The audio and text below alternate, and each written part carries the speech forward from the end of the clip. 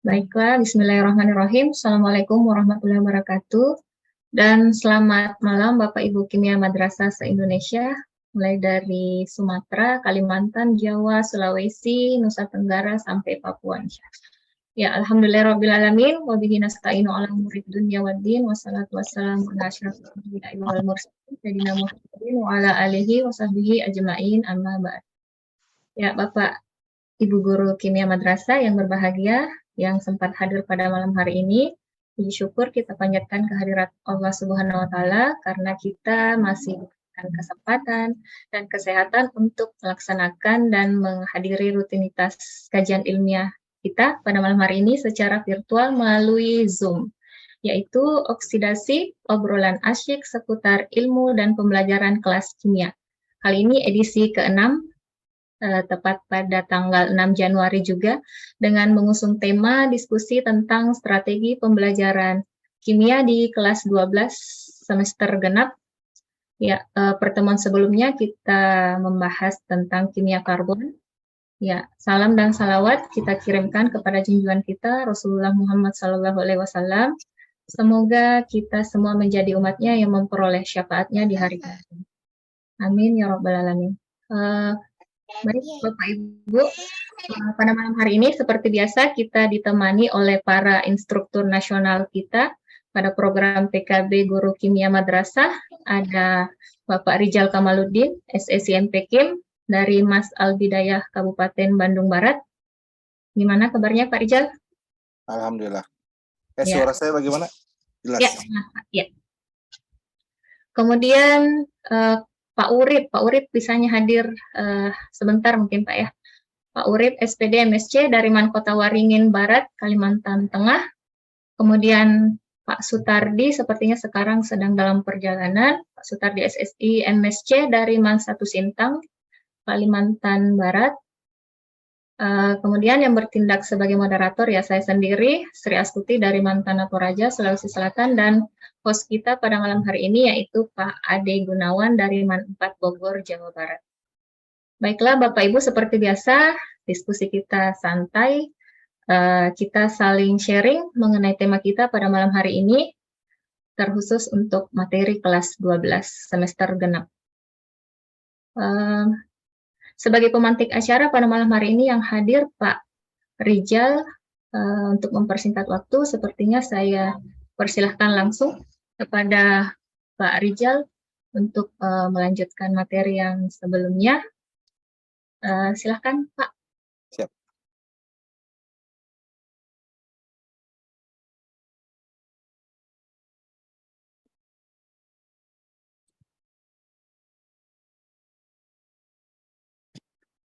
Assalamualaikum warahmatullahi wabarakatuh. Waalaikumsalam warahmatullahi wabarakatuh. Alhamdulillah, bismillah, alhamdulillah, wassalatu wassalamu ala rasulillah, sayyidina Muhammad ibn Abdillah, wa ala alihi wa ashabihi wa mawalah, amma ba'du.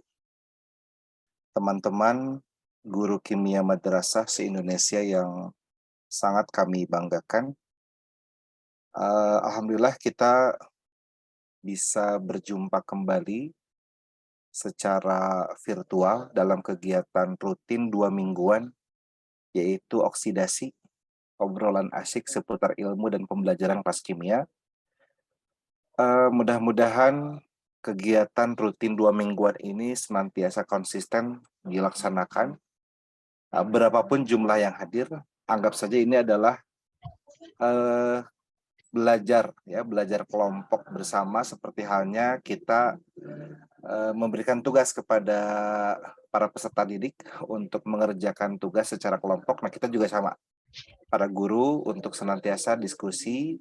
Lalu di sini tidak ada istilahnya narasumber, tapi di sini kita sama-sama berbagi, sharing. Kebetulan pada malam ini, pada kesempatan ini, saya masih melanjutkan memantik materi, bukan materi ya, strategi pembelajaran kimia untuk kelas 12, di mana strategi pembelajaran kimia untuk kelas 10 dan 11-nya sudah tuntas, atau boleh dikatakan dituntaskan. Sekarang tersisa tinggal satu pertemuan lagi untuk kelas 12, dan kebetulan materi kelas 12 untuk semester genap ini kita fokus di kimia karbon atau kimia organik. Saya izin share screen Bapak Ibu.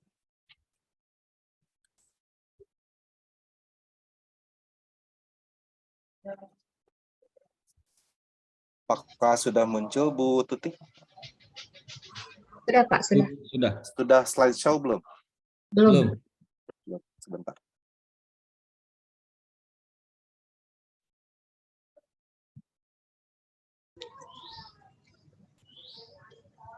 Oke, Sekarang sudah. Ya. Siap. Baik. Jadi bedanya PPT yang sekarang dengan yang 2 minggu yang lalu. Kalau yang 2 minggu yang lalu di sini masih tertulis kelas 11 dan 12. Mohon maaf Bu Tuti, pointer saya terlihat bergerak? Terlihat Pak, terlihat. Oke, baik. Ya. Sementara untuk yang sekarang sudah saya edit, jadi fokus hanya untuk kelas 12. Kemudian di bawahnya pun kalau yang 2 minggu sebelumnya tertulis oksidasi edisi 5, sekarang sudah saya perbaiki menjadi edisi 6. Nah, ini kita mengulang kembali materi kimia kelas 12 semester genap seperti yang pernah diskusikan di oksidasi sebelumnya, yaitu senyawa karbon, benzena, polimer, dan makromolekul. Lalu kenapa di sini saya memilih gambar ini? Ini adalah struktur dari senyawa kolesterol, di mana senyawa ini merupakan salah satu contoh senyawa karbon yang bukan senyawa hayalan, tetapi memang ada. Bahkan dalam tubuh kita juga ada. Kemudian minggu sebelumnya pun kita sudah membahas tentang materi prasyarat untuk kelas 12 semester genap ini. Di mana mulai dari senyawa karbon... kamu orang dengan sangat cantik. Waduh. Sudah di-mute? Oke, baik. Kita lanjut. Mulai dari senyawa karbon, benzena, polimer, sampai makromolekul, semua prasyaratnya sama. Mulai dari klasifikasi hidrokarbon. Jadi anak-anak kita sebisa mungkin sudah paham betul tentang alkana, alkena, alkuna, dan yang lain-lainnya.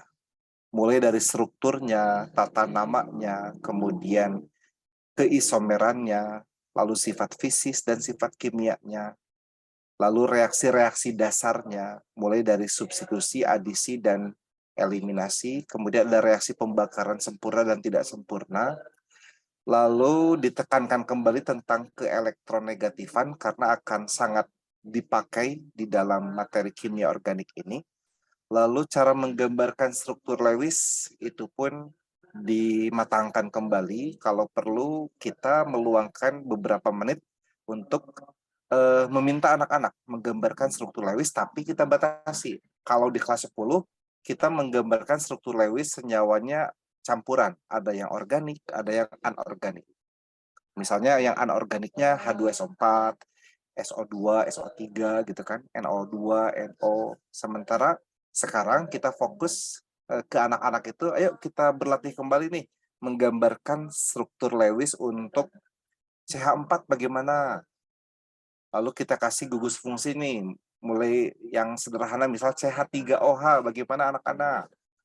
Lalu C2H5OH, CH3COOH, dan seterusnya. Jangan dulu membahas alkohol, ether, aldehid, keton. Lebih baik ke sana dulu.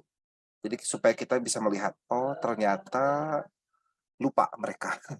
Karena materi struktur Lewis adanya di kelas 10. Padahal di kelas 11 pun sebetulnya kita bisa mengingatkan kembali mereka tentang cara menggambarkan struktur Lewis senyawa karbon di bab yang mana, yaitu di bab energi ikatan.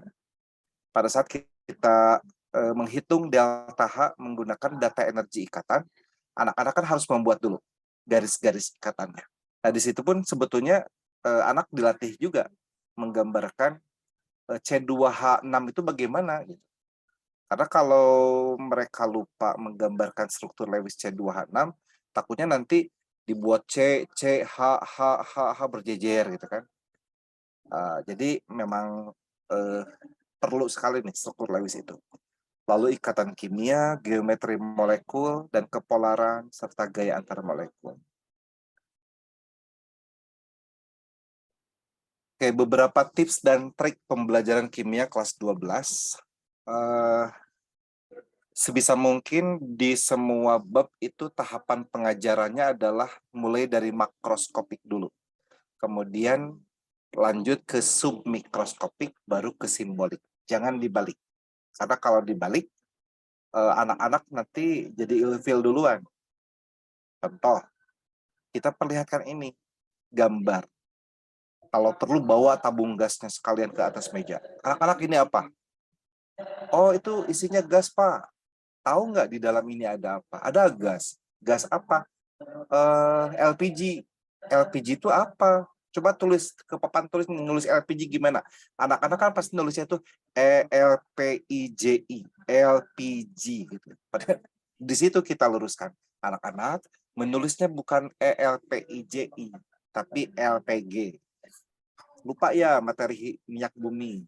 LPG singkatan dari apa gitu kan? Liquefied Petroleum Gas. Oh, di dalamnya ternyata ada gas LPG. Dan LPG itu salah satu komponen utamanya adalah ini, ada butananya. Oh, itu apa? Ini model molekul.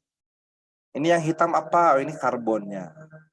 Ini yang putih apa? Ini yang putih hidrogennya. Coba dihitung anak-anak. C-nya ada berapa? Oh, ada 4, Pak. H-nya ada berapa? Hitung. Oh, hanya 3, 2, 2, 3. Biar mereka yang hitung gitu. Oh, 10. Jadi bagaimana rumus molekulnya? Oh, C4H10. Gitu.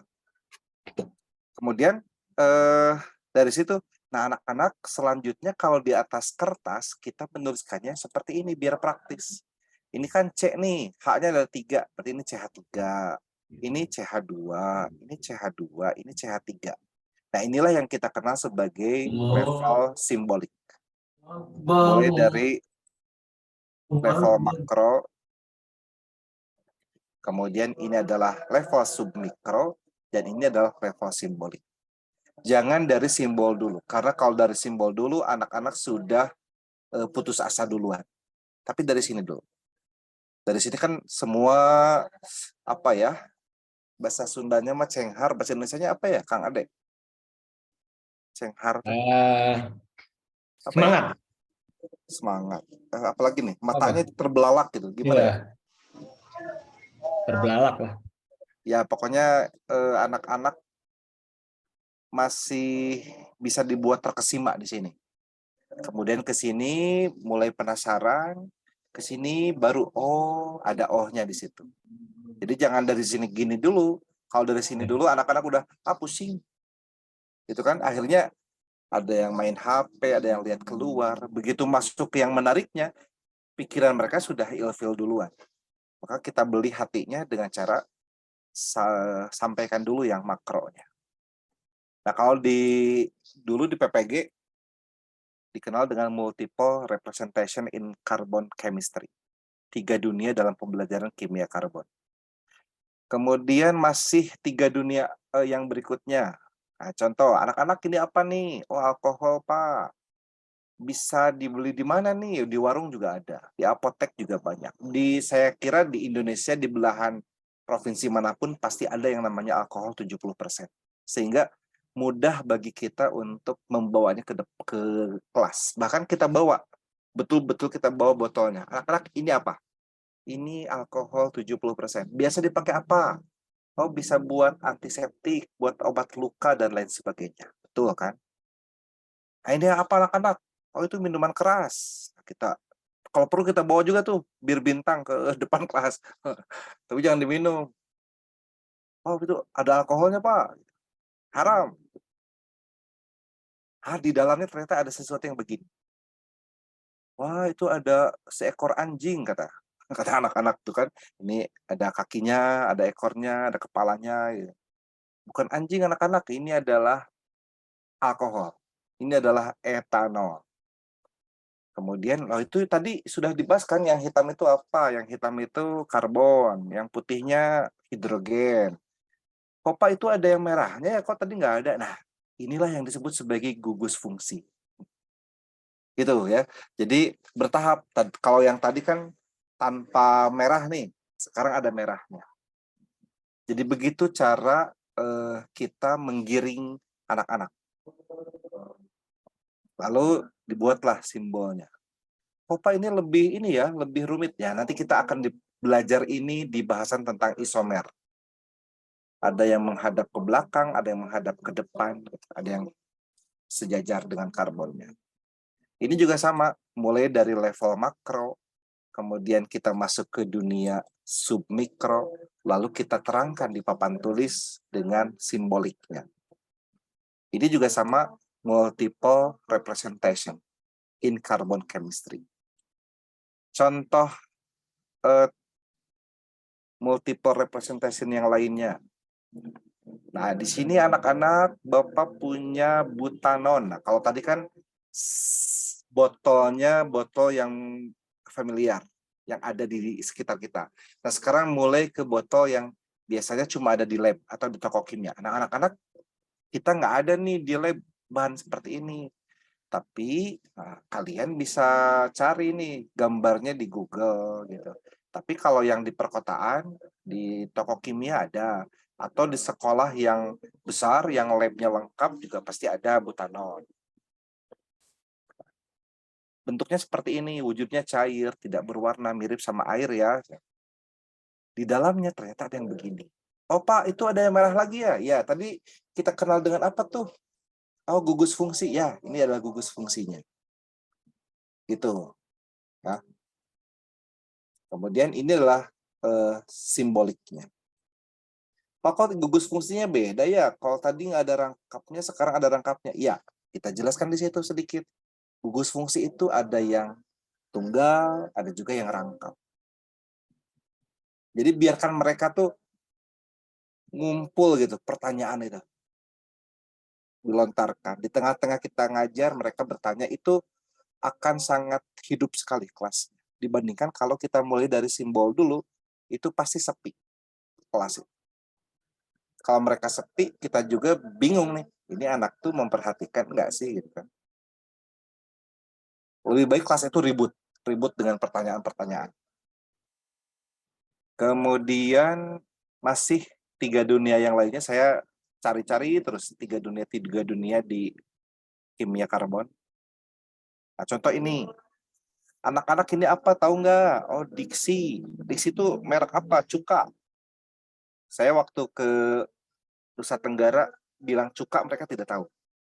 Tapi pas saya lihat ini apa? Oh, itu Diksi. Ternyata di sana tidak mengenal kata cuka, mengenalnya mereknya. Kemudian, nah, di dalam cuka ini ada senyawa yang begini.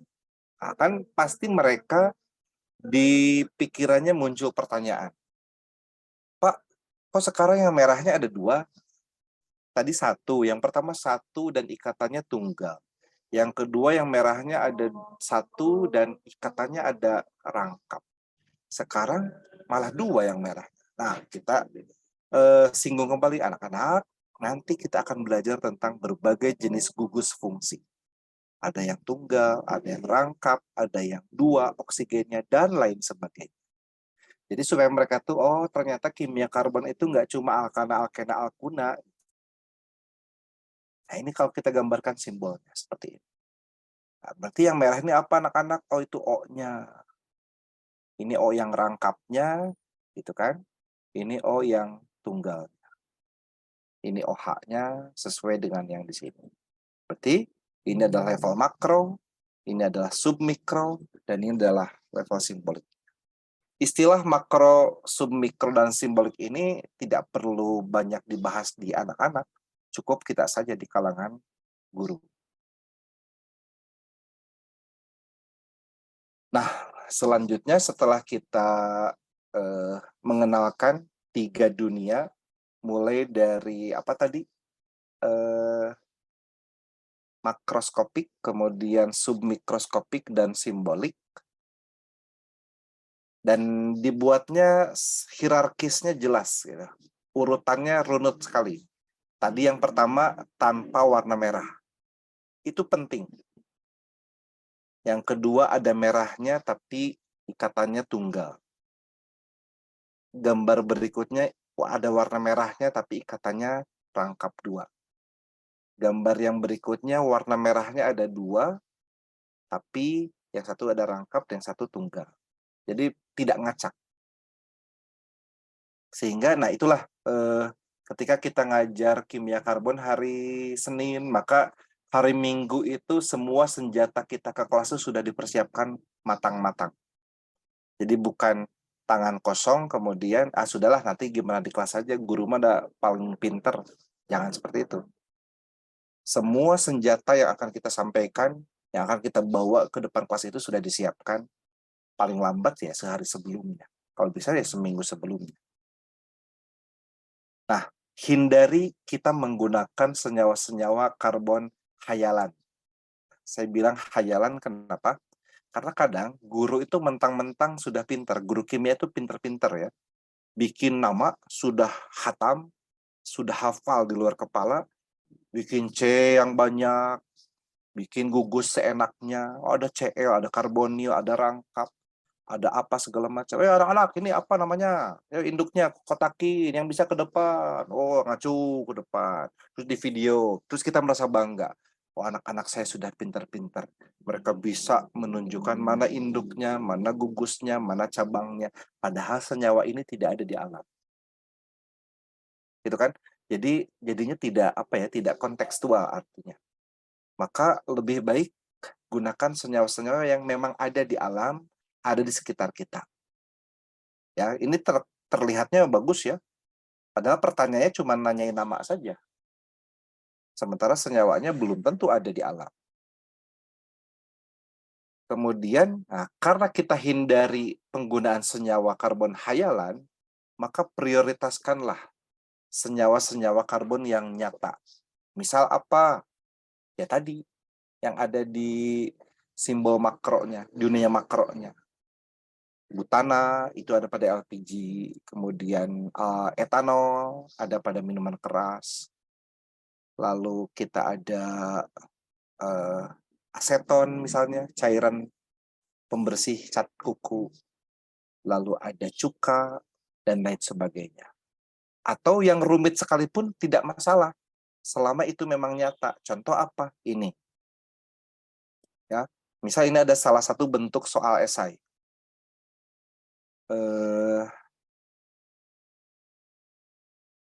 Kolesterol merupakan dan lain sebagainya dengan struktur sebagaimana dapat dilihat pada gambar di bawah ini.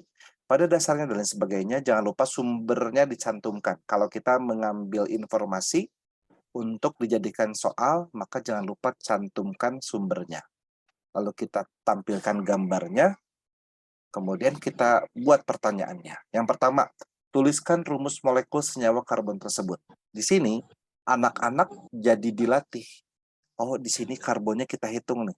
1, 2, 3, 4, 5, 6, 7, dan seterusnya. Tulis C berapa. Coba H-nya dihitung anak-anak. Di sini ada berapa H-nya? 3 tambah 3, 6, tambah 1, tambah, dan seterusnya. Lalu terakhirnya O-nya ada berapa? O-nya cuma 1. Jadi bagaimana rumus molekulnya? Ini, loh, kok senyawanya rumit? Memang rumit, tetapi ini ada. Ya, apabila ini terlalu rumit ya makanya tadi saya bilang kita mulai dari yang metanol, etanol, asam asetat. Kalau sudah mulai terlatih, kita kasih senyawa karbon yang lebih kompleks tetapi nyata dibandingkan yang tadi kompleks dan tidak nyata. Kalau ini kompleks tetapi ada. Dalam tubuh juga ada. Bahkan bisa kita jadikan sumber motivasi ke anak-anak. Kolesterol itu bagaimana? Lalu yang kedua, sebutkan gugus fungsi apa saja. Jadi dalam satu senyawa karbon itu bisa mempunyai gugus fungsi lebih dari satu jenis. Nah, kira-kira yang B ini jawabannya apa ya? Ibu Tuti?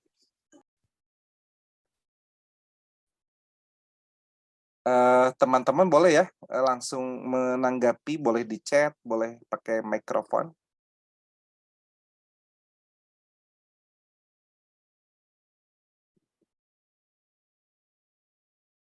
Untuk jawaban yang B ini.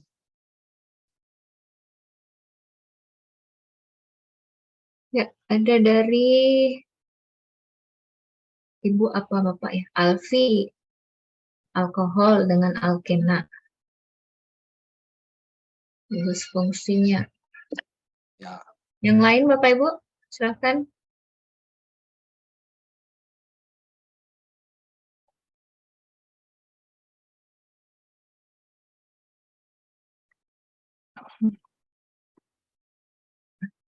Kalau dari Bu Tuti sendiri? Alkohol, ya alkena juga ada. Ya. Jadi gitu ya. Ini kalau dilihat dari jauh, soalnya kayak yang sulit, padahal bisa dikerjakan. Nah, jadi kita mulai membiasakan diri menulis soal itu ya seperti ini. Meskipun ini masih memang ada beberapa yang harus diperbaiki gitu ya. Seperti informasi-informasi yang tidak diperlukan, ya jangan dituliskan. Oke, berikutnya yang C, apakah senyawa tersebut tergolong senyawa karbon jenuh atau tak jenuh? Nanti anak-anak menjawab, oh itu ada rangkapnya, berarti tak jenuh gitu kan. Yang D, berapa jumlah isomer optis yang mungkin dimiliki oleh senyawa tersebut? Boleh Bapak Ibu kita diskusi untuk yang pertanyaan yang D, kira-kira jumlah isomer optisnya berapa ya? Silakan Bapak Ibu via chat atau langsung. Atau raise hand juga boleh ya? Raise hand boleh. Siapa nih?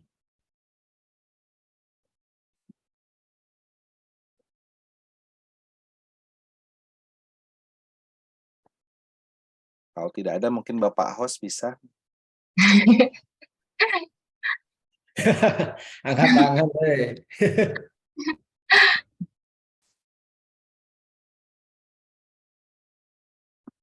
Isomer optis.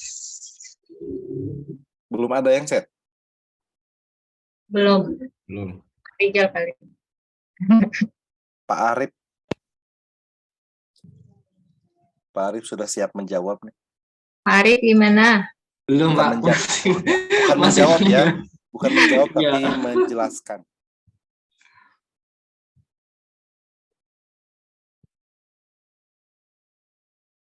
Gimana Pak Arif?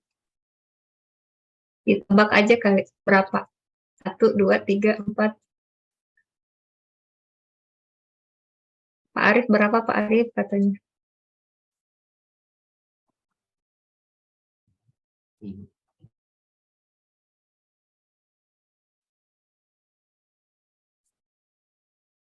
Nggak ada Pak Rijal. Nggak ada apa? Nggak ada isomernya. Nggak ada yang jawab.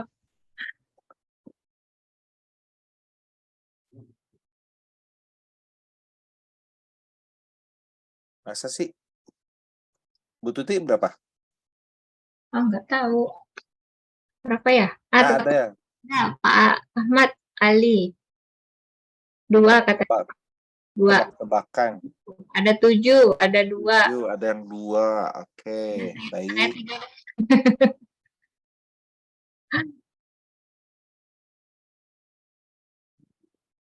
Bahas nggak nih? Ini kan cuma contoh aja.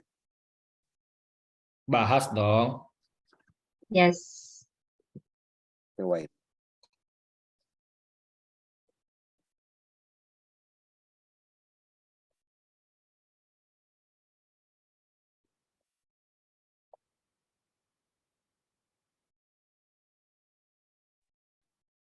Dibahas katanya Pak. Ya. Mohon maaf ya, bukan bermaksud menggarami air laut. Jadi Air lautnya kalau kebanyakan air. Oke, jadi kalau ada senyawa kiral ya, senyawa yang mengandung C kiral seperti ini ya. Contohnya yang sederhana dulu. Misal ini namanya CH3. Saya ulang ya. Misal di sini C2H5, di sininya CH3, belakangnya H, sininya OH. Di sini ada satu cekiral, yaitu atom karbon yang mengikat 4 gugus yang berbeda. Nah, karbon yang di tengah ini adalah cekiral kan Bapak Ibu ya, masih ingat?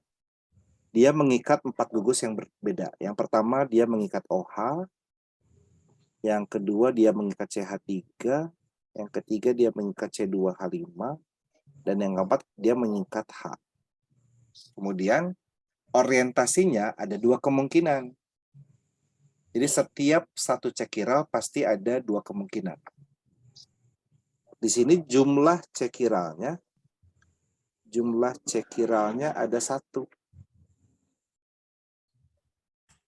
Sehingga jumlah isomer optiknya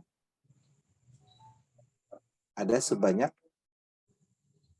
2 pangkat N. Yaitu 2 pangkat 1. Berarti 2. Nah, berarti kalau suatu senyawa mempunyai 2 cekiral, maka jumlah isomer optiknya adalah 2 pangkat 2. Kalau punya 3 cekiral, berarti jumlah isomer optiknya adalah 2 pangkat 3, berarti 8. Nah, di kolesterol ini ada berapa atom cekiralnya? Kita tandai. 1, ini sudah jelas sekali nih. 1, 2, 3, 4, 5, 6, 7, 8. Nah, karena ada 8 atom cekiral, ya, ada 8 atom cekiral. Sehingga jumlah isomer optiknya ada sebanyak 2 pangkat 8. Tinggal dihitung saja gitu kan, 2 pangkat 8 berapa. Nah gitu, oke. Ini bisa di-save gak ya?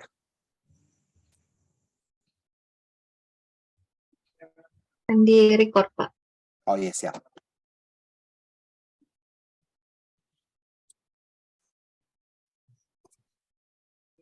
Sekarang di layar saya munculnya apa? Di layar Bapak Ibu? Masih. Masih yang tadi. Oke, baik, kita lanjut. Ini belum dihapus dulu.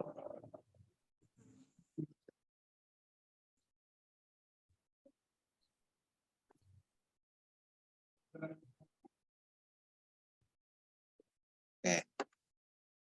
Gambarkan struktur produk yang dihasilkan apabila senyawa tersebut direaksikan dengan CrO3. Ini bahas atau nggak usah? Bahas lagi, Pak. Ya. Apa? Ulang. Oke. Nomor ini. Nah, CrO3 ini kita mainkan logika dulu. Di sini ada Cr yang berbilok maksimum kan? Berapa nih bilok Cr-nya? 6 ya. Ya. Dia mempunyai bilok plus 6. Dan yang namanya Cr maksimumnya itu memang plus 6. Biasanya spesi yang mempunyai unsur dengan bilok maksimum itu dia bisa menurunkan biloknya dengan cara direaksikan dengan zat lain. Berarti dia sendiri akan mengalami reduksi kan, biloknya turun nih si Cr ini. Karena dia mengalami reduksi, maka fungsi CrO3 ini adalah sebagai oksidator. Itu jadi cara kita menggiring logika anak-anak itu seperti itu. Anak-anak, KMNO4 ada MN-nya. Berapa biloknya? Plus 7. Ada nggak bilok MN di atas plus 7? Nggak ada, Pak. Berarti dia harus turun. Karena dia harus turun, maka dia harus mengalami reduksi. Berarti KMNO4 berfungsi sebagai apa? Oh, oksidator. Gitu. Berarti di sini yang menarik perhatian untuk dioksidasi itu jelas sekali adalah di sini. Ini akan teroksidasi. Akan teroksidasi. Sehingga produk yang dihasilkan adalah, saya fokus di sininya aja ya, di segi 6 yang terakhirnya saja. Akan menjadi karbonil. Kok bisa menjadi karbonil? Ingat ketentuan pembagian alkohol. Alkohol dibagi 3, ada alkohol primer, ada alkohol sekunder, dan ada alkohol tersier. Alkohol primer, alkohol sekunder, dan alkohol tersier.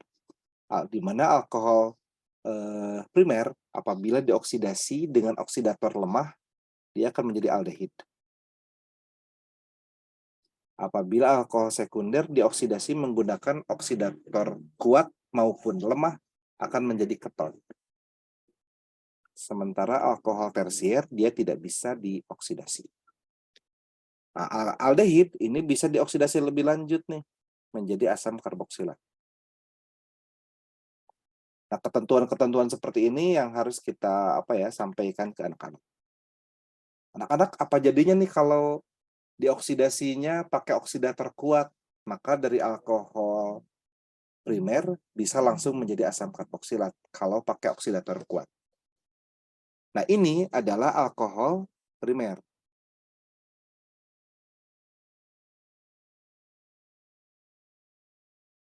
Maaf, alkohol sekunder ya. Nah, karena alkohol sekunder, dia dioksidasi, maka akan menjadi keton. Seperti itu. Oke.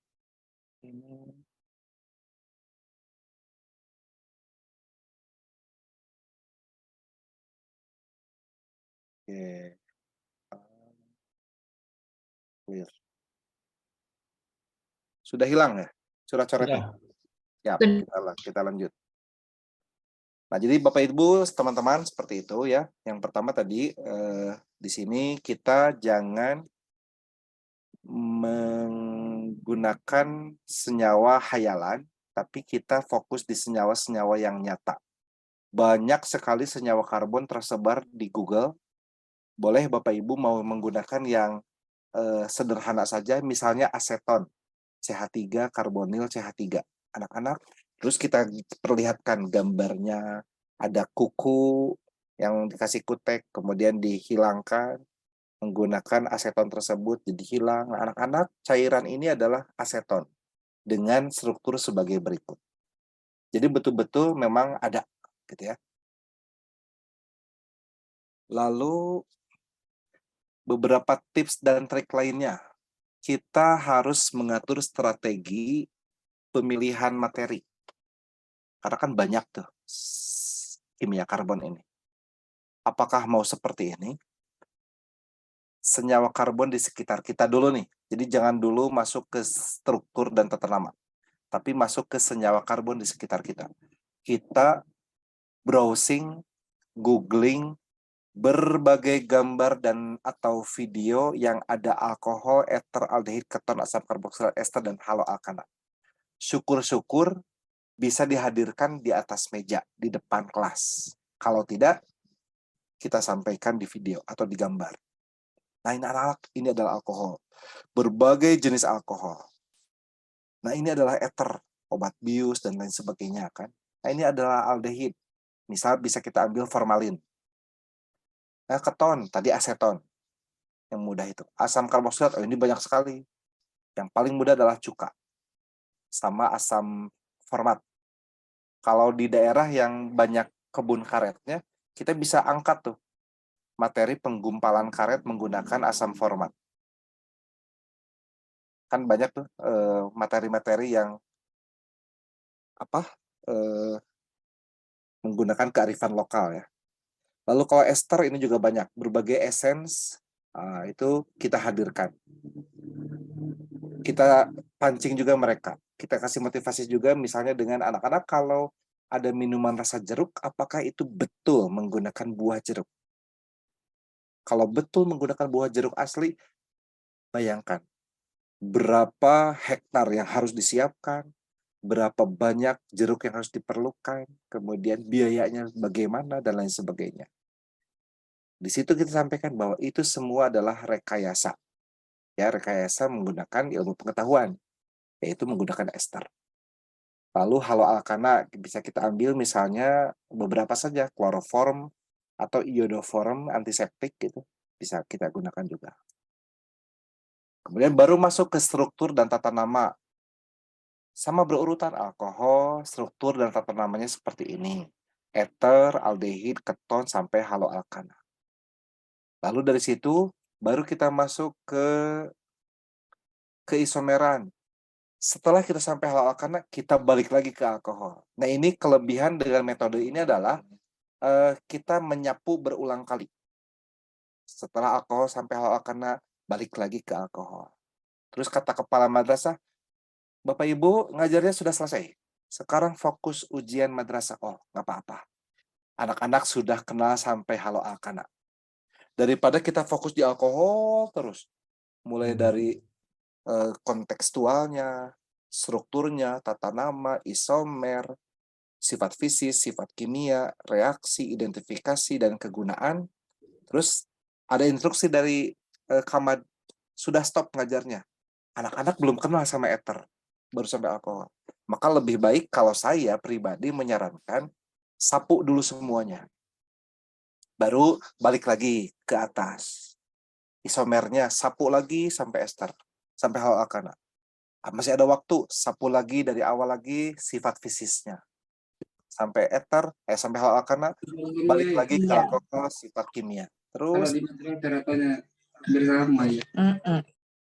ya, kalau saran saya seperti itu. Jadi saya selama ngajar kimia karbon selalu seperti ini. Dulu pernah saya bahas alkohol dulu sampai habis, kemudian ether sampai habis, ternyata waktunya nggak cukup. Akhirnya sisanya dikebut. Lebih baik kita sapu semua, balik lagi, sapu semua, balik lagi gitu. Nah, setelah keisomeran masuk ke sifat fisik. Kalau sifat fisik kan bisa cepat ya, titik didih, aroma, bisa cepat. Kemudian baru masuk ke sifat kimia dan reaksi. Nah, di sini mungkin agak lama. Reaksi pada alkohol seperti ini. Boleh nggak per dua gitu? Alkohol ether digabung, boleh. Aldehid keton, boleh digabung. Karena satu jenis gugus fungsi. Tapi mau dipisah-pisah, silakan. Nah, kemudian ini sumber dan kegunaan. Biasanya begini-begini kadang di-skip. Nah, tapi boleh juga Bapak Ibu kalau misalnya merasa lebih nyaman seperti ini, silakan. Alkohol dulu dihabiskan. Alkohol di sekitar kita. Tapi selalu ingat ya, selalu diawali dengan level makro dulu. Alkohol di sekitar kita dulu. Baru masuk ke yang lainnya. Nah, kelebihan seperti ini apa? Fokus di satu golongan. Anak betul-betul menguasai dan memahami betul-betul alkohol itu seperti apa. Kelemahannya apa? Lama. Lama ya. Kita asik di kelas, Ibu Kamad sudah di pintu kelas. Ngeliatin kita terus, ini masih ngajar. Kapan nih persiapan UM-nya? Lalu ether dibahas sampai kegunaan. Kemudian aldehid, kemudian keton, asam karboksila. Nah, Bapak Ibu disilakan mau pakai alternatif yang pertama atau yang kedua, bebas. Nah, selanjutnya di sini ada beberapa alternatif pembelajaran senyawa karbon. Campuran ya, di sini ada praktikum, ada menggunakan aplikasi juga. Bapak Ibu boleh mengambil salah satu, boleh salah dua, salah tiga, atau salah semua.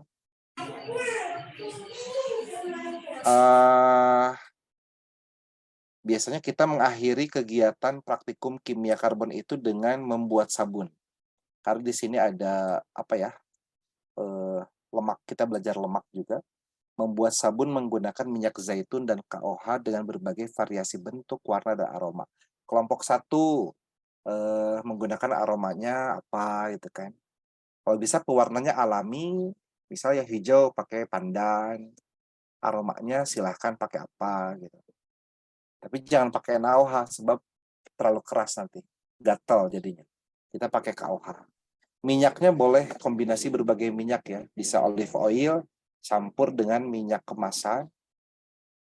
Nanti ini prosedurnya mudah sekali, banyak di Google, lalu dicetak, kemudian nanti bisa dikemas oleh anak-anak. Kita bisa kolaborasi dengan prakarya atau PKWU ya. Kita bisa juga kolaborasi dengan yang lainnya. Kemudian anak-anak belajar memasarkan di lingkungan madrasah, lalu mempresentasikannya menggunakan ICT, menggunakan PowerPoint, lalu atau poster. Kemudian kalau di madrasah saya anak-anak presentasinya dinilai oleh guru bahasa Arab, Inggris, Indonesia, dan Sunda.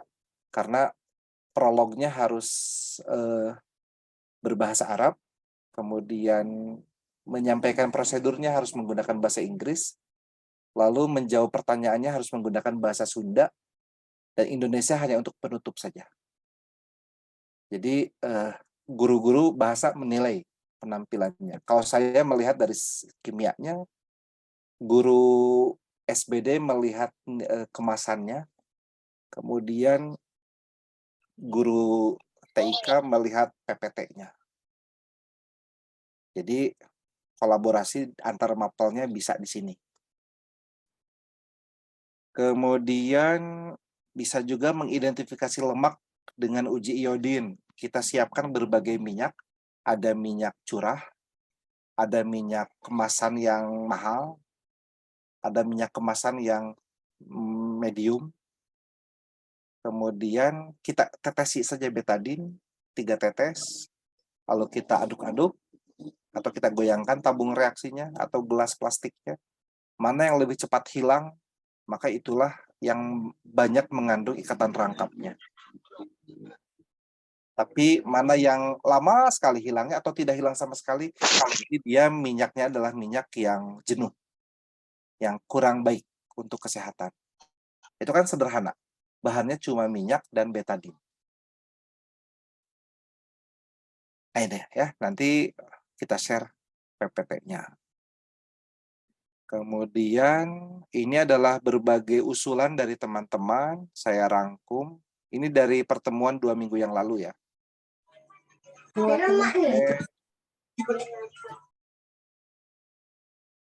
Nah, sudah selesai. Sekarang sudah pukul 20. Nah, sebelum ke soal, saya kembalikan dulu ke moderator. Ya, baik. Terima kasih Pak Rizal. Luar biasa pemaparan materinya. Saya dapat ilmu baru dan teman-teman juga pastinya.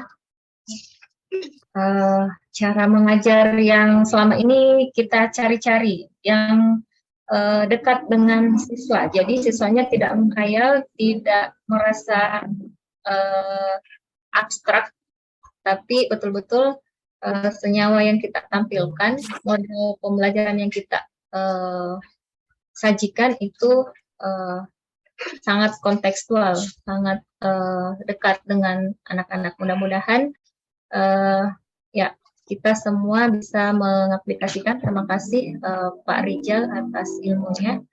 Baik teman-teman, kita diskusi. Mungkin ada dari pemaparan tadi ada yang ingin Bapak Ibu tanyakan, atau ada mungkin masukan lain, ada strategi-strategi lain yang Bapak Ibu sering gunakan, silahkan di-sharing. Ya, yang terakhir itu jangan bertanya karena saya bukan narasumber. Kan kita ini obrolan yang asik, jadi kalau tanya jauh jadi nggak asik. Gitu ya. Ya, nggak apa-apa lah bertanya Pak Rizal. Silakan Bapak Ibu, barangkali ada ide lain, nanti saya masukkan ke PPT, itu maksud saya. Ya, Bapak Ibu via chat atau raise hand silakan. Secara langsung kan Bapak Ibu. Ya, nanti setiap ide yang berkaitan dengan kimia karbon nanti dicatat oleh moderator, lalu nanti saya rapihkan di PPT yang akan saya share nanti. Jadi kita seperti itu. PPT yang di-share adalah PPT yang sudah kita sesuaikan. Silahkan ada masukan atau teman mengajar senyawa karbon yang mungkin tadi tidak tersentuh, Bapak Ibu pernah melakukan? Mari berbagi Bapak Ibu. Atau ada tanggapan mengenai presentasi tadi? Silakan.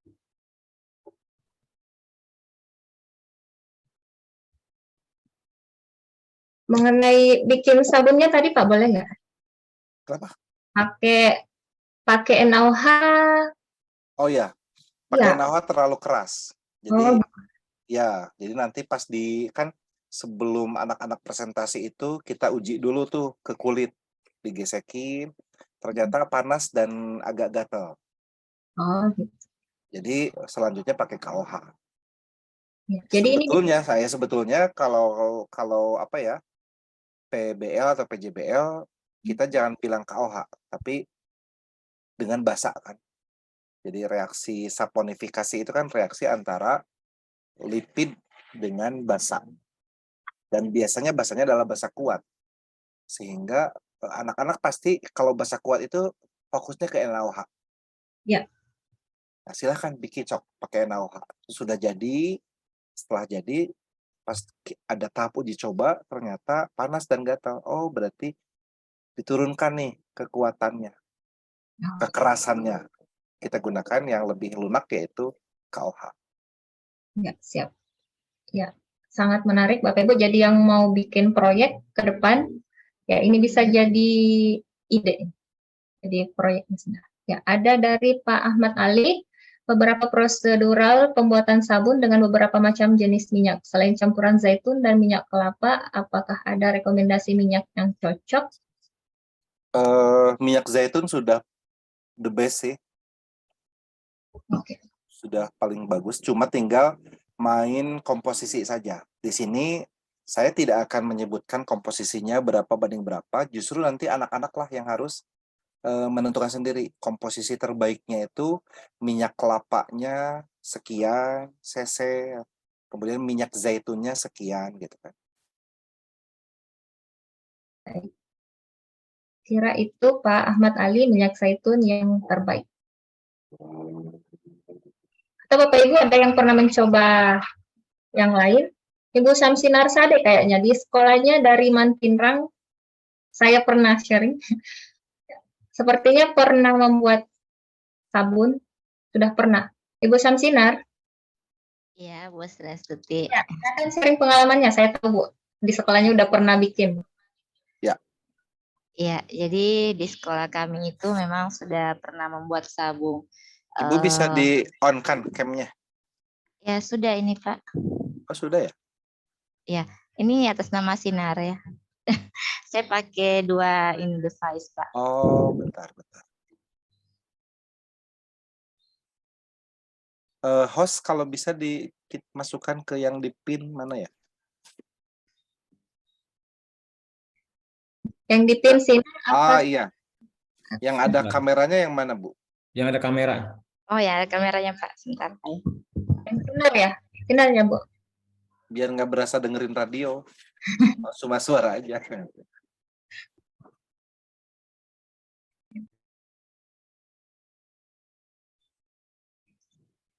Soalnya kan kelas 12 waktunya sebentar ya, jadi memang informasi untuk proyek-proyek itu sebisa mungkin ya sekarang. Ya, silakan Bu Sinar, silakan. Ya, jadi proyek sabun yang kami lakukan itu sebenarnya bagian dari program kerja dari KIR. Ya, kebetulan sekolah kami itu sudah riset. Jadi pembuatan sabun itu merupakan program kerja KIR.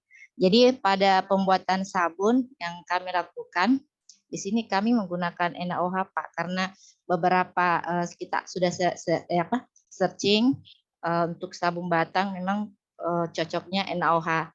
Jadi kami menggunakan NaOH. Sedangkan untuk sabun cair biasanya kami menggunakan KOH seperti itu. Dan sudah ada beberapa sebenarnya sabun yang kami buat. Yang pertama itu sabun dari minyak jelantah.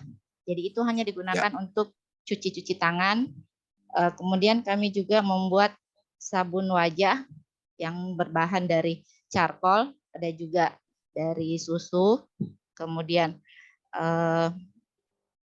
apa lagi itu ya? Ada beberapa Pak seperti itu. Tapi ini bukan proyek yang kami buat, cuman bagian dari program kerja. Tapi ada teman juga di kelas 10 sudah menerapkan juga materi green chemistry. Dia menggunakan juga proyek sabun ini, menggunakan bahan-bahan yang sangat sederhana. Misalnya kalau cuma yang kelas 10 itu belum ini ya, belum sampai dibahas bahwa ini tuh lemak dengan struktur sebagai berikut ya. Iya Pak, dia cuman fokus pada green chemistry-nya saja. Ya, benar.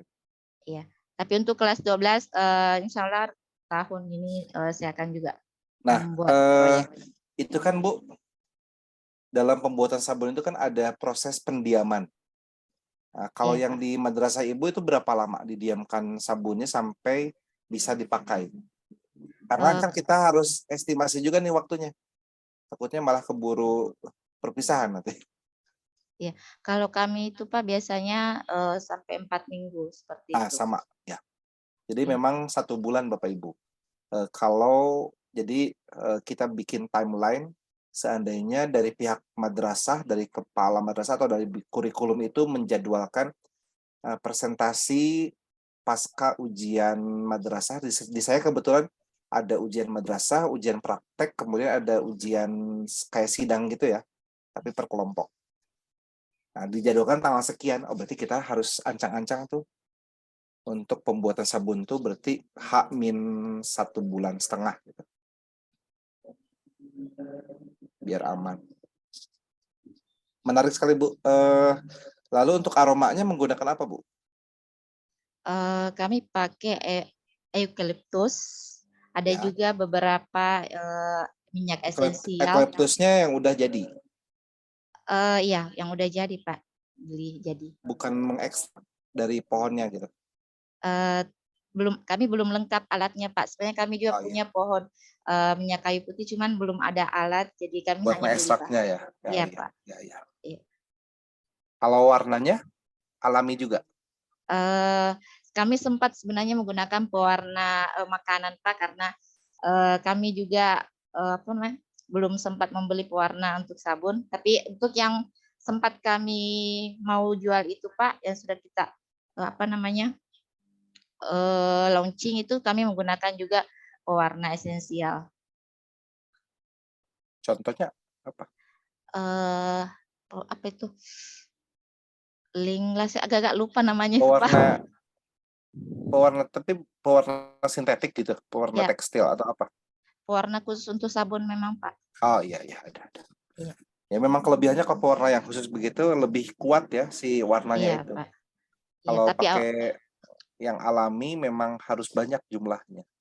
Iya. Ya menarik sekali, mungkin bisa jadi inspirasi buat teman-teman Rukimar se-Indonesia. Iya. Sepertinya Pak Ikrom mau sumbang saran juga nih. Ya, silakan Pak Ikrom. Terima kasih Bu Sinar. Ya, sama-sama Bu Tuti. Makasih Bu. Ya Pak Riza. Ayo Pak Ikrom, gimana bikin sabunnya? Pak Ikrom, silahkan. Ya, mohon maaf baru bergabung, Pak. Jadi pernah bikin sabun, Mas? Pernah. Sekarang berencana lagi? Kan sabun biasa itu Pak, di Shopee itu sudah banyak kan bahan racikan, kita tinggal nyampur sesuai sudah ditakar kan gitu di Shopee. Oh, bukan sabun batang? Kalau sabun batang kemarin pakai ampas kopi. Ampas kopi sebagai ya, mungkin pengganti scrub lah dalam. Oh, scrubnya. Tapi bahan baku utamanya sama ya, minyaknya. Ya, bahan baku utamanya ya sama kayak sabun batang itu, natrium hidroksida, kemudian VCO kayak gitu, kita buat ya sendiri betul, VCO. kemudian ya kita kasih itu memberi busa, booster lah biar Ya. sedikit berbusa. Sudah pakai olive oil juga? Olive oil kayak minyak zaitun gitu, Pak? Iya. Ya, kayak minyak Iya. zaitun. Nah, Pak Ahmad tadi bertanya, Bu Tuti, rekomendasi minyak yang lainnya. Tadi disebutkan oleh Pak Ikrom, yaitu VCO. Ya. VCO juga ini bagus, karena dia murni kan. Cuma paling sih ya harganya aja. Kita buat sendiri, Pak. Oh iya, betul. Bisa dari ini ya, Dari pakai kelapa, santan kelapa. Terus di itunya apa? Kemarin cuma fermentasi aja 1 hari gitu. Dikasih air, Nggak Pak. pakai bantuan enzim apa gitu? Enggak, langsung aja. Jadi dimasukkan ke plastik, didiamkan 1 malam, terus sudah memisah sendiri lapisan. Yang bening di atas. Ah ya, ini menarik juga. Jadi lebih alami ya. Oke. Baik, terima kasih Pak Ikrom. Makasih Pak. Pak Ikrom, Pak. Ya, Pak Pak. Ikrom, Ya. itu kalau kelapanya itu ada ukuran usia atau gimana tuh? Enggak tahu ya. Saya murid saya ada yang punya kelapa di rumahnya dan dia nyuruh keluarganya untuk marut sendiri gitu, Pak, manual. Ambil dari kebunnya, terus apa yang sudah tua itu biasanya, Pak, sudah agak tua gitu, ada mengering gitu, sabut kelapanya sudah mengering gitu. Iya. Iya, siap. Ya, menarik ya. Nanti mungkin dioksidasi kesekian kita pamer sabun bikinan anak-anak kita. Sip. Siap. Oke, makasih Pak Ikrom. Ini sama-sama. Ya, terima kasih Bapak Ibu yang sudah berbagi pengalaman. Masih ada mungkin? Jadi kalau tidak ada lagi yang berbagi, kita lanjut ke contoh-contoh soal. Ya, silakan Pak Rizal. Baik, saya izin lagi share screen.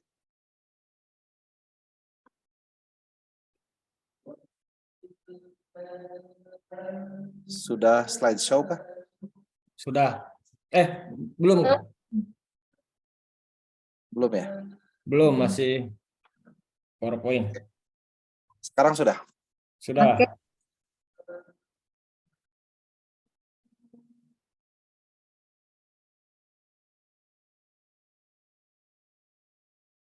Oke, baik. Kita mengulang kembali ya soal yang sebetulnya sudah kita diskusikan sama-sama di 2 minggu yang lalu. Barangkali ada yang baru hadir di malam ini. Ya, Pak Urip. Sudah, Pak Urip. Sudah ada Pak Urip? Ya, sudah. Selamat datang Pak Urip. Oke, Pak Urip. Pak Urip. Yap, halo. Bapak ngajar ini nggak, Mas Urip, kelas 12? Enggak, yang sekarang enggak. Oh, enggak. Lanjut, Mas. Siap. Ada tanggapan apa ya di Bu Tuti di chat? Layar PPT, Pak. Oh iya, nanti kita share pasti. Oke, baik. Untuk menjawab nomor 13 ini kan sudah sangat mudah ya. Kita bisa berdasarkan pada jumlah ikatan sigma atau jumlah total domain elektronnya. Untuk C nomor 1, di sini kan ada ikatan tunggal, dan ikatan rangkap. Ikatan rangkap itu kan dihitungnya satu domain. Atau kita bisa berpatokan pada ikatan sigma-nya saja. Ini ikatannya sigma, ini juga sigma. Di sini ada satu ikatan sigma. Sehingga total ikatan sigma di C nomor 1 ini adalah 3. Kalau 3 berarti sp2. Yang nomor 2, total ikatan sigmanya ada 1, 2, 3, 4. Oh, berarti kalau 4 sp3. Yang C nomor 3 ada ikatan sigma ke sini, sigma ke sini, sigma ke atas. Berarti ini adalah mempunyai 3 ikatan sigma. Berarti sp2. Dan yang C nomor 4, di sini ikatan tunggal, berarti ikatan sigma. Di sini ikatan triple, berarti 1 ikatan sigma. Ikatan pi-nya tidak kita hitung sebagai domain. Maka karena 2, jadi SP. Mas Urip, barangkali ada tambahan untuk nomor 13 ini, cara menjawabnya seperti itu? Untuk yang mudahnya atau bagaimana? Sama aja lah, seperti Siap. itu juga, domain aja. Oke, baik. Jadi clear ya, jawabannya adalah D. Nah, kemudian ini tata nama. Kemarin sempat ya terjadi perbedaan pendapat apakah A atau B. Bahkan ada yang ingin membuktikan dengan ChemScat.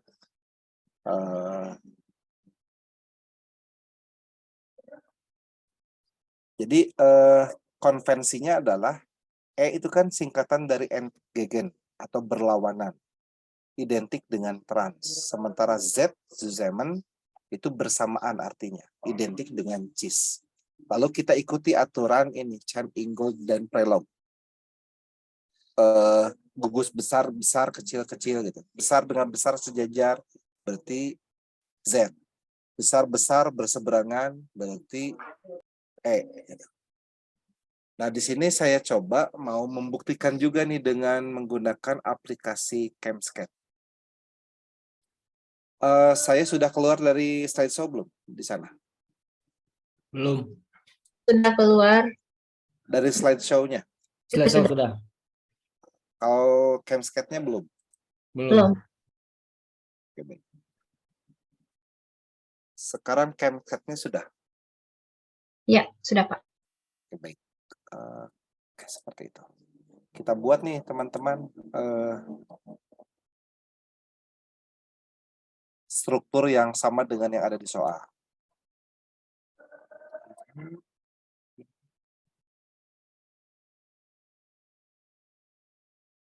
Lalu di sini ada OH-nya ya.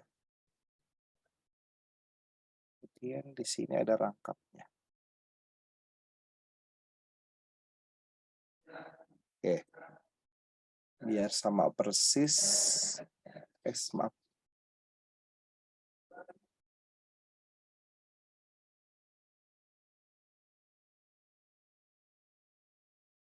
Bagaimana Bu Tuti, sudah samakah dengan yang ada di PPT?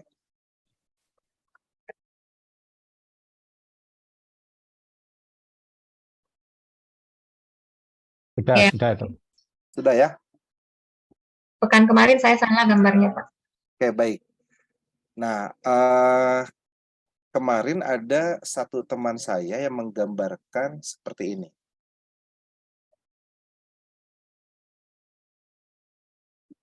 Jadi dia ke bawah.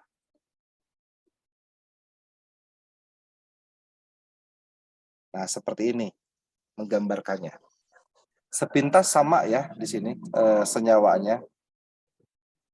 Iya. Ya, sama. Sepintas sama. Tapi kalau kita klik yang ini, lalu kita kasih nama, Z. maka dia Z. Ya. Kenapa? Karena ini di sini ada CH3, di sini ada C.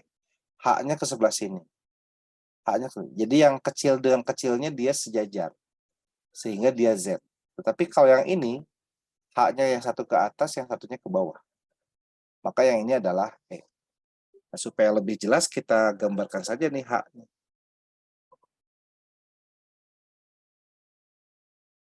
Ini H. Gitu. Oke.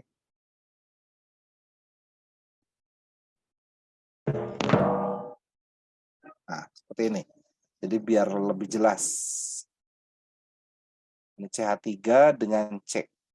Kan sama-sama besar, sejajar. Ini H dengan H merupakan gugus yang kecil, sejajar juga. Berarti dia pasti Z. Sementara ini, H dengan H, gugus kecil dengan kecilnya berseberangan. Lalu gugus CH3 dengan C-nya di sini berseberangan juga. Maka ini pasti E. Kita buktikan. Yang ini E, dan yang ini adalah Z. Seperti itu ya, Bu Tuti. Siap, Pak, siap. Oke, baik. Jadi ini sudah clear, jawabannya adalah A. Mungkin supaya lebih lengkap, lebih sempurna, dikasih 2E.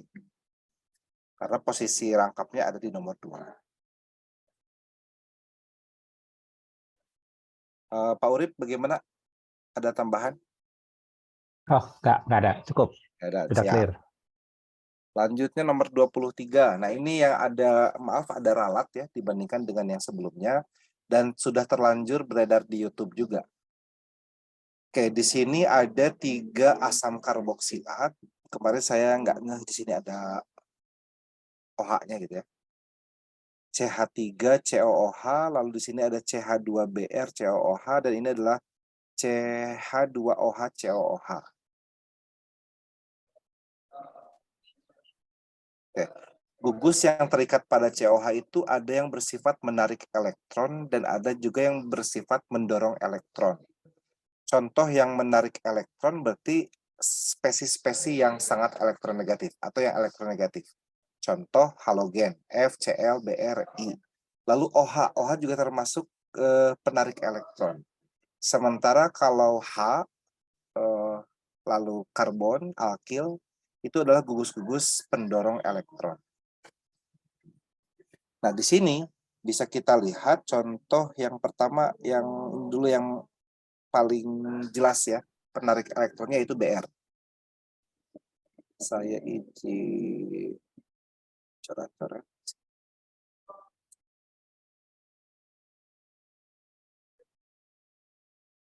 C. Ada 2.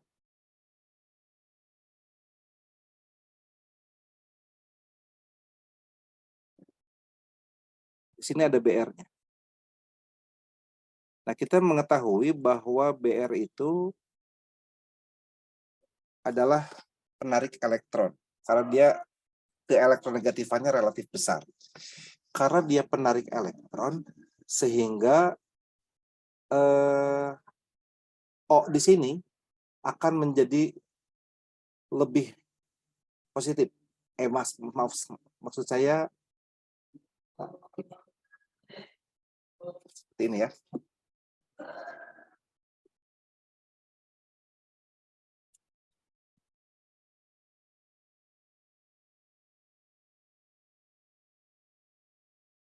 Ini adalah penarik elektron.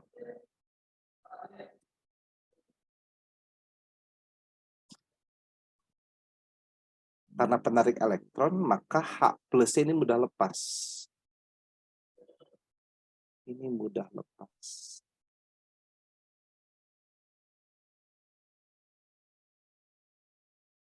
Karena mudah lepas, maka nilai Ka-nya pasti akan naik.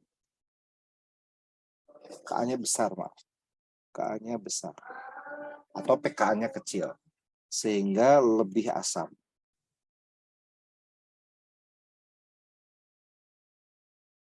Berarti kalau kita balik, kalau di sininya adalah pendorong elektron, seperti apa? H atau alkil, maka H-nya menjadi lebih sukar lepas. Karena elektronnya didorong ke sini.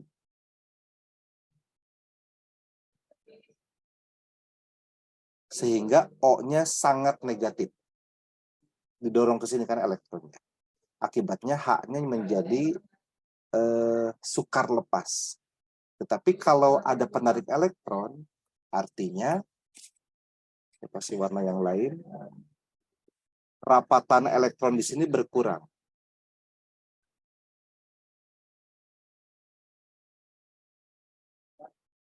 Rapatan elektron berkurang. Karena berkurang, H itu kan H plus ya. Pasti dia menjadi mudah lepas. Tetapi kalau di sini pendorong elektron, elektronnya terdorong ke sini, rapatan elektronnya akan bertambah, jadi sangat negatif, sehingga H-nya menjadi sukar lepas. Kalau sukar lepas, Ka-nya akan turun menjadi kurang asam. Sehingga yang paling asam jelas yang nomor 2. Yang nomor 2 ini yang paling asam. karena ada induksi ya, induksi dari si Br ini. Kemudian yang selanjutnya adalah OH. OH- adalah penarik elektron, tetapi tidak sekuat FCl-BrI. Kemudian kalau yang nomor 3 tidak ada penarik elektronnya, yang ada malah pendorong elektronnya, yaitu si H-nya. Kalau kita gambarkan yang nomor 3 seperti ini. CH2, C karbonil, lalu O, kemudian H. Nah, di sini saya pisahkan H-nya. Nah, H yang ini adalah pendorong elektron. Karena pendorong elektron, elektronnya terdorong ke sini, lalu di sini rapatan elektronnya meningkat. Rapatan elektronnya naik, saya kasih simbol begitu, sehingga H plusnya menjadi, karena ini sangat negatif kan, maka ini H plusnya jadi sukar lepas. Kalau sukar lepas otomatis Ka-nya pasti turun. Kalau Ka-nya turun maka kurang asam. Maka jawabannya D. Bagaimana Pak Urip, ada tanggapan? Untuk yang pertama saja itu, yang pertama itu nanti kan diperbandingkan ya. Ini kan ada O, sebenarnya keelektronegatifannya kan lebih besar dibandingkan Br, Cuma tetapi di sana ada karena OH-nya. O mengikat H, sehingga secara perbandingan Br jelas lebih kuat narik elektronnya dibandingkan O. Kalau O di sini kan sudah ditarik, sudah menarik H, sehingga tarikannya relatif lebih lemah dibandingkan Br ini yang tadi. Jadi seperti itu. dia harus dilihat sebagai spesi OH gitu ya, bukan sebagai O sendirian. Ya. Siap. Betul. Bagaimana Bu Tuti, apakah bisa di Yap. serap? Ya, bisa, alhamdulillah. Siap, kita lanjut.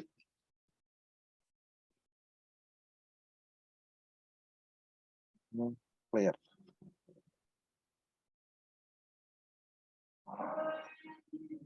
Nah, ini juga kemarin sudah kita bahas ya. Jadi kalau yang namanya alkena, saya izin coret-coret lagi. Terus, nggak muncul ya.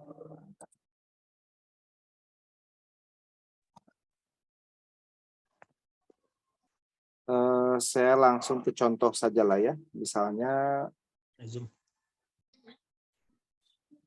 kalau seperti ini.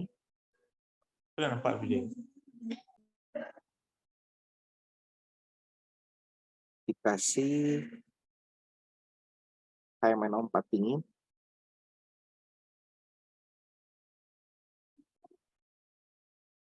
Kemudian dikasih lagi OSO4. Lalu ada yang dikasih ozon. Lalu yang terakhir ada yang dikasih KMNO4 tapi dipanaskan. Nah, kalau yang pertama dan yang kedua ini sama-sama membentuk diol. Jadi CH3, CH, CH, CH3. Nah, yang kedua juga sama, membentuk diol. Jadi tidak ada ikatan rangkap, tidak ada pemutusan rantai. Tetapi kalau yang nomor 3, ketika dia diozonolisis, maka akan terjadi pemutusan rantai. Biar berbeda, saya kasih warna yang biru. Bagaimana putusnya? Jadi CH3, di sini nih putusnya. Membentuk C, di sini karbonil, menjadi gugus aldehid. Nah, gini. Ini.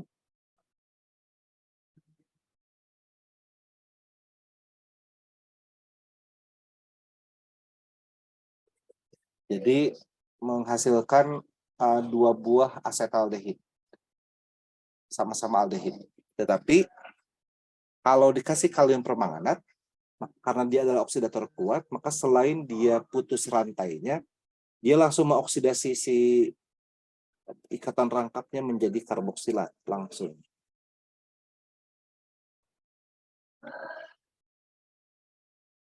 Ini sengaja saya gambarkan ke kiri dan ke kanan biar jelas bahwa ini berasal dari ikatan rangkap.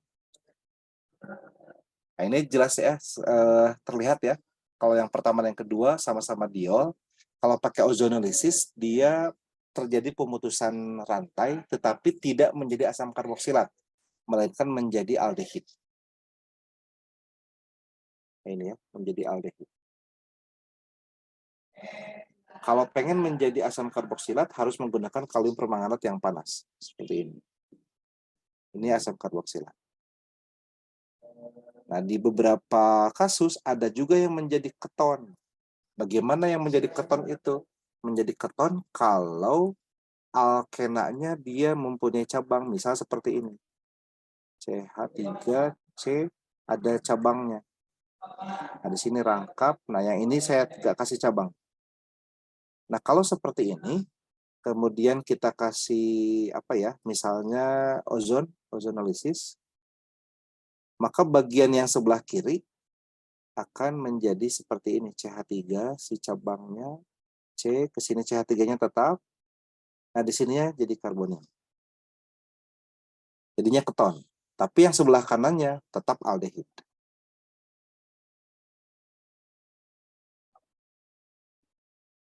Gitu. Jadi bisa menjadi keton, bisa menjadi aldehid untuk ozonolisis, tergantung apakah ada cabang atau tidak. Di sini saya perlihatkan si cabang CH3 yang ini adalah yang ini. Sehingga karena di sini awalnya adalah propena, kemudian menjadi propanadiol, di mana propanadiol itu adalah suatu diol ya. Jadi jawabannya adalah 1 dan 4. B.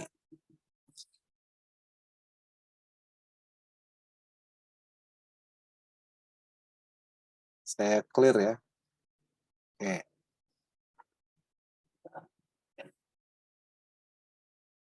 Jadi alkena ditambah KM64 dingin akan jadi diol.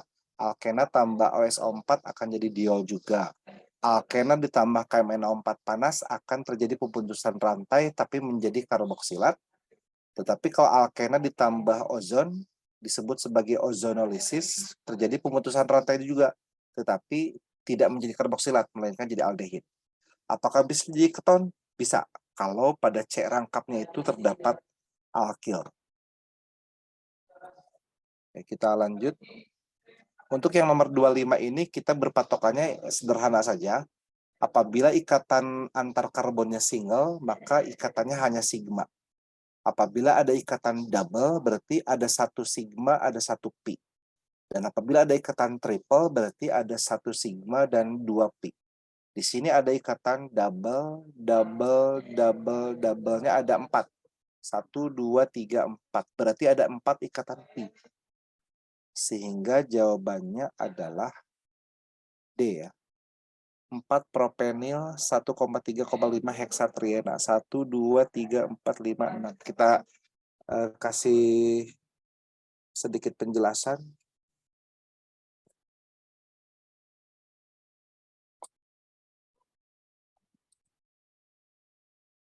Induknya harus yang paling panjang nih. 1, 2, 3, 4, 5, 6, 7. Hepta. Oke, 7 ya.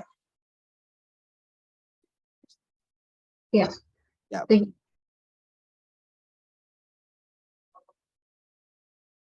Di sini ya. Ya. Ini adalah rantai induknya. 1, 2, 3, 4, 5, 6. 1, 2, 3.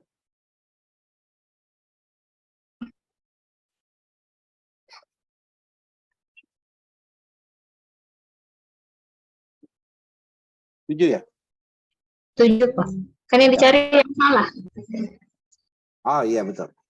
Oke. Kemudian nomor satunya dari atas atau dari bawah? Dari bawah. Sama ya? Dari bawah. Sama kayaknya.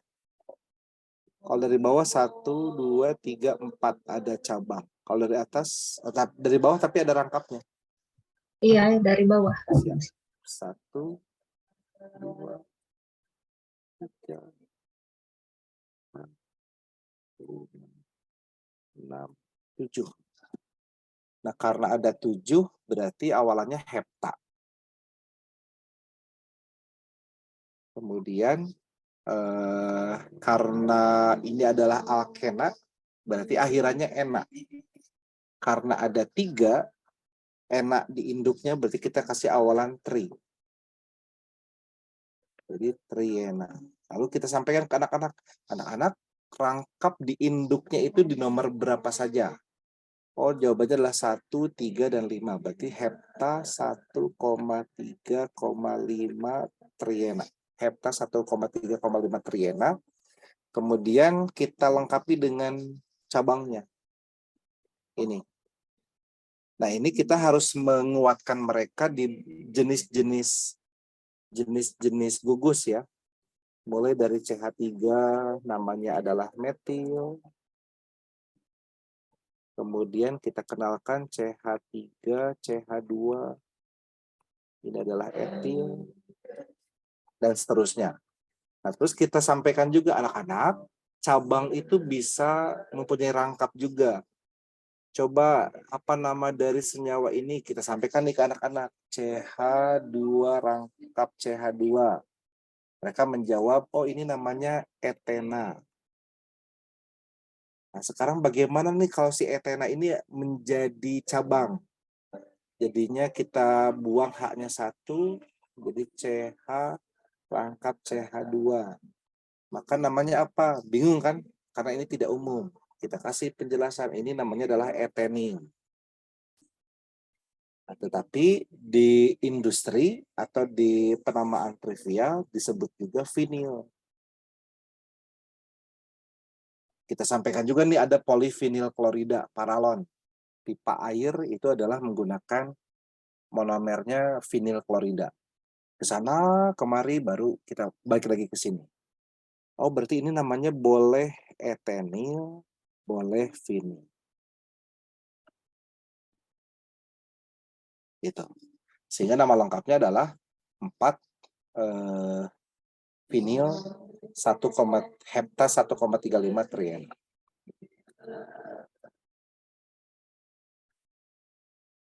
Jadi Pak Urip, ini boleh etenil ya? Mas? Boleh. Saya lupa ngeklik mute-nya di mana. Boleh ya, vinil ya? Boleh. Etenil. Siap. Kalau vinil ini, dia trivial atau pin? Kayaknya sangat umum itu ya, sangat umum, bisa masuk trivial, bisa masuk pinnya.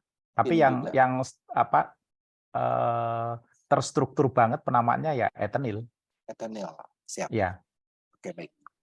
Karena soal OSN itu kan kadang nyampur-nyampur ya antara trivial sama Betul. umum. Oke. Untuk yang A mempunyai 8 ikatan sigma. Kita nyari yang tidak benar. Ini soal yang nggak bagus sih. Tidak benar.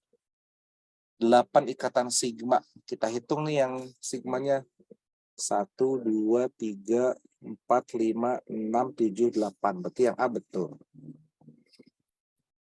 Dan 4 ikatan rangkap 2 yang terkonjugasi. Betul ya. Sebab selang-seling. Nama senyawa tersebut adalah 4 vinil 1,3,5 heptatriena. Boleh ya. Dapat mengikat 8 atom klor jika direaksikan dengan Cl2.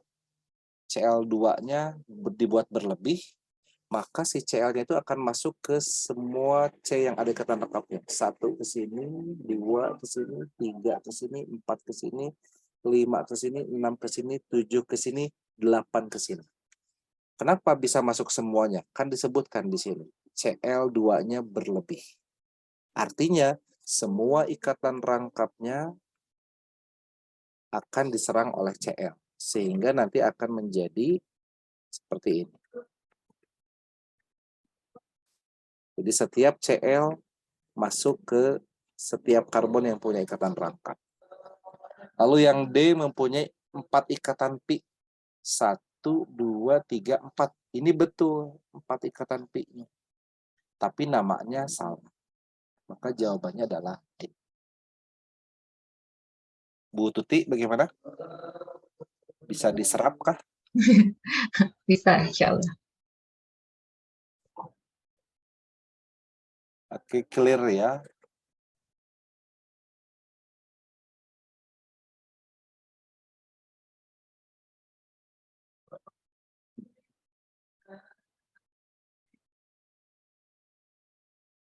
Berikutnya, toluena dapat mengalami reaksi substitusi elektrofilik. Nah, jadi untuk menjawab pertanyaan ini, kita fokus di kalimat substitusi elektrofilik. Yang namanya substitusi elektrofilik berarti membutuhkan elektrofil.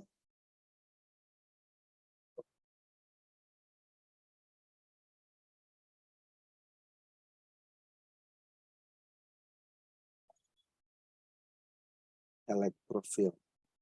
Dan yang namanya elektrofil itu spesies yang bermuatan positif.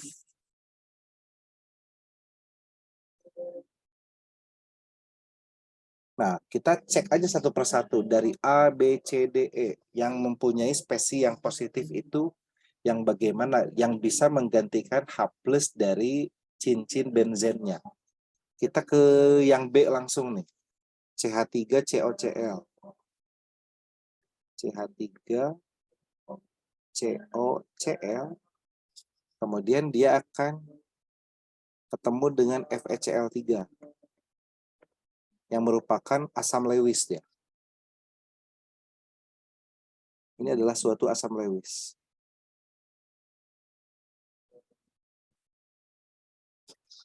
Asam Lewis itu kan menyediakan orbital kosong untuk menampung elektron. Sehingga nanti akan menjadi CH3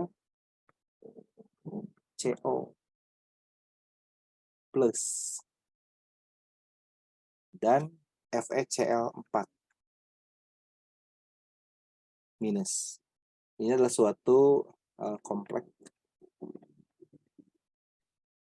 Sementara inilah elektrofilnya. Nah, kita butuh ini. Supaya nanti bisa masuk ke toluena. Saya gambarkan toluenanya.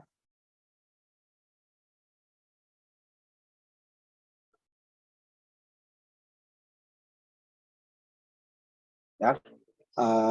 Toluena adalah turunan benzena yang mempunyai gugus CH3, di mana CH3 ini adalah pengarah orto dan para.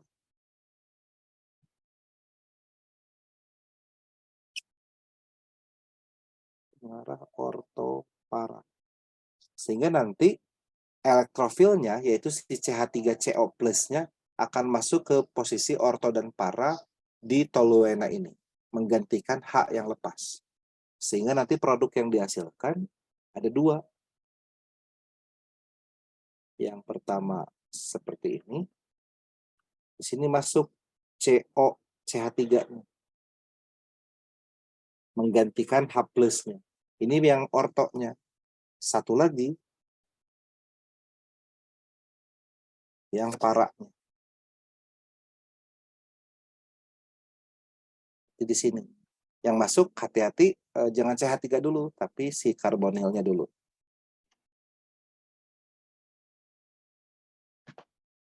Berarti di sini ada H yang lepas. Lalu di sini juga nanti ada H yang lepas. Bukan dalam satu senyawa ada di posisi orto dan para, tapi dua-duanya dihasilkan. Sehingga jelas sekali jawabannya adalah B.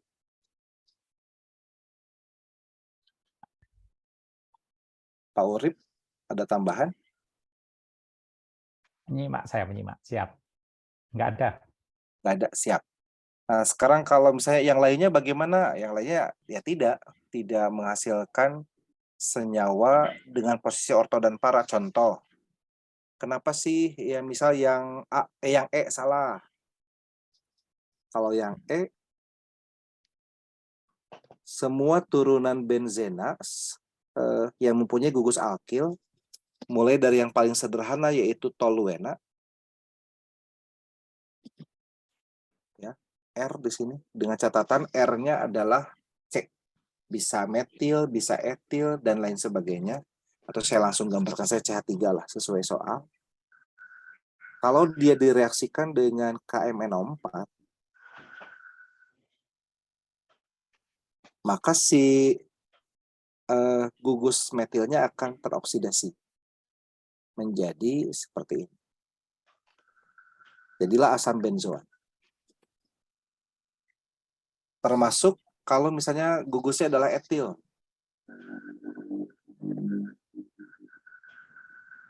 CH2, CH3. Ini juga sama. Ketika direaksikan dengan kalium permanganat, maka akan menjadi asam benzoat. Bahkan yang rantai karbonnya panjang sekalipun, misal seperti ini. Ketika dikasih KMNO4, maka akan menjadi asam benzoat. Tetapi kalau kita punya yang seperti ini, nah, maka ketika dikasih KMNO4, ini tidak terjadi. Ini tidak terjadi. Adakah teman-teman yang bisa menyimpulkan?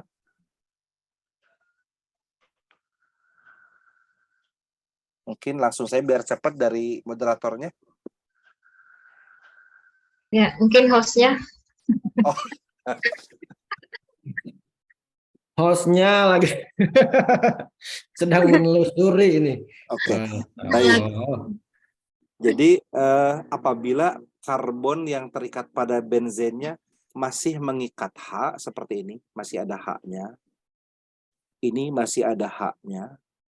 Ini masih ada H-nya.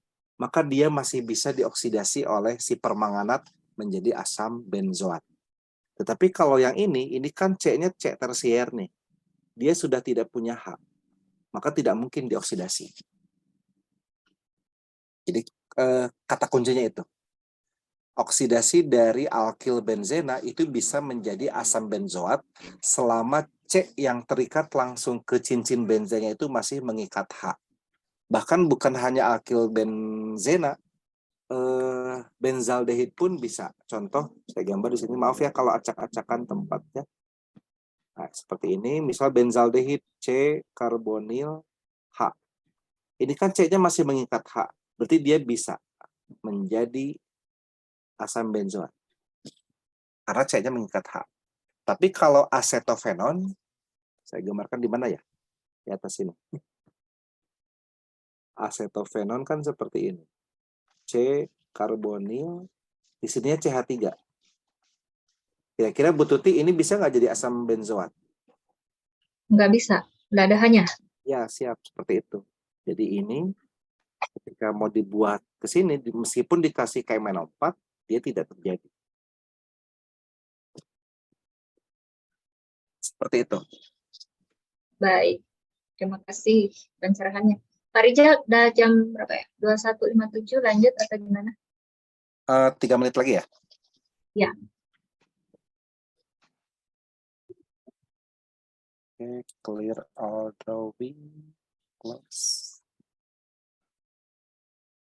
Oke.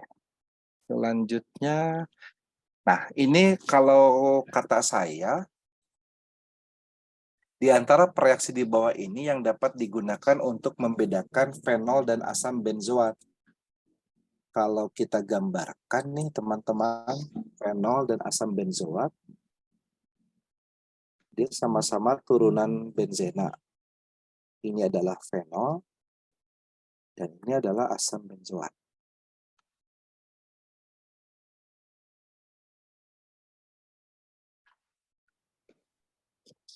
Persamaannya kan sama-sama asam.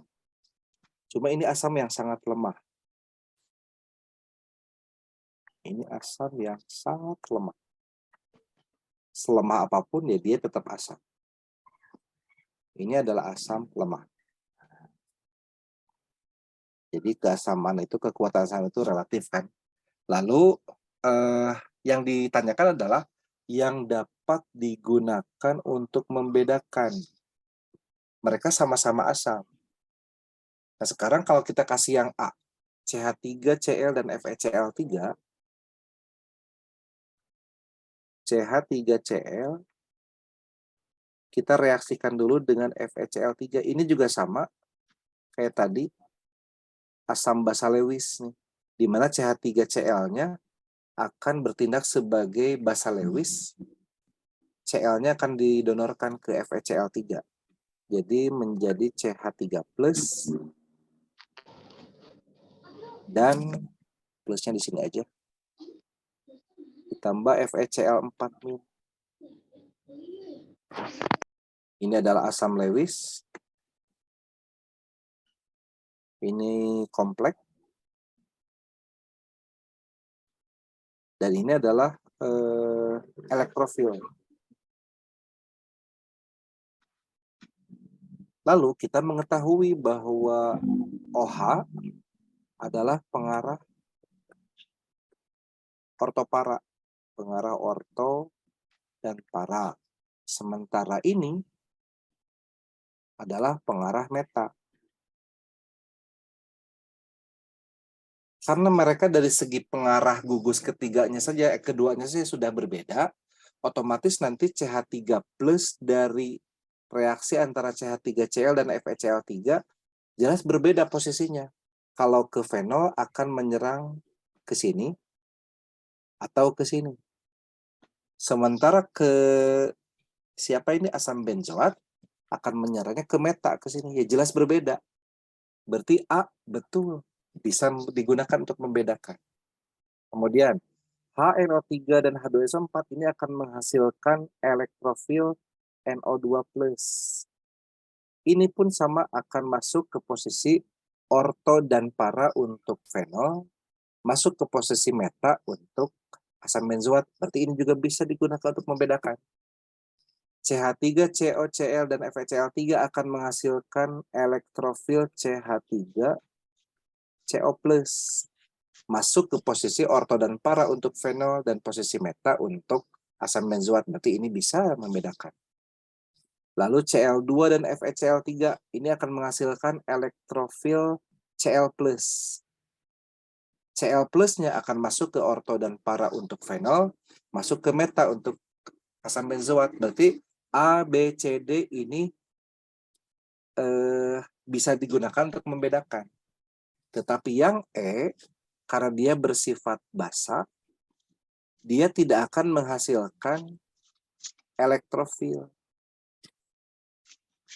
Gitu. Dua-duanya bisa bereaksi baik ke fenol maupun ke asam benzoat. Yang E justru tidak bisa digunakan untuk membedakan. Jadi saya merasa sepertinya ini ada kata tidak dapat digunakan. Kalau saya pribadi ya. Pak Mas Urip bagaimana? Ya, kalau analisisnya harus ada elektrofil dan semuanya peluang ABCD tadi ya memang benar. Mestinya ada sisipan tidak Kata dapat. tidaknya itu ya Iya, di sini tuh. Iya. Tidak dapat digunakan berarti kan natrium bikarbonat kan basa ya. Ya, basa. Sama-sama bisa bereaksi dengan fenol, juga sama-sama bisa bereaksi dengan asam benzoat. Sehingga tidak bisa digunakan. Bagaimana Pak Ahmad? Ahmad, izin kenapa Pak Ahmad? Ya, diizinkan. Enggak. Izin. Sebelum kita akhiri. Boleh mic-nya dinyalakan? Pak Ahmad ini izin mau bicara atau izin mau Mau pergi. leave? Kita lanjut saja ya. Ya, silakan. Waktunya sebentar lagi. Oke, ini saya save. Nanti kalau Pak Ahmad ada yang mau disampaikan, silakan ya.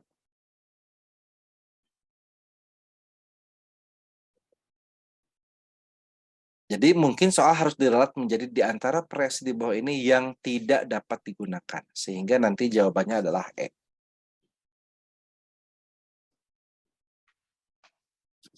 Oke, sepertinya dicukupkan sekian. Sisanya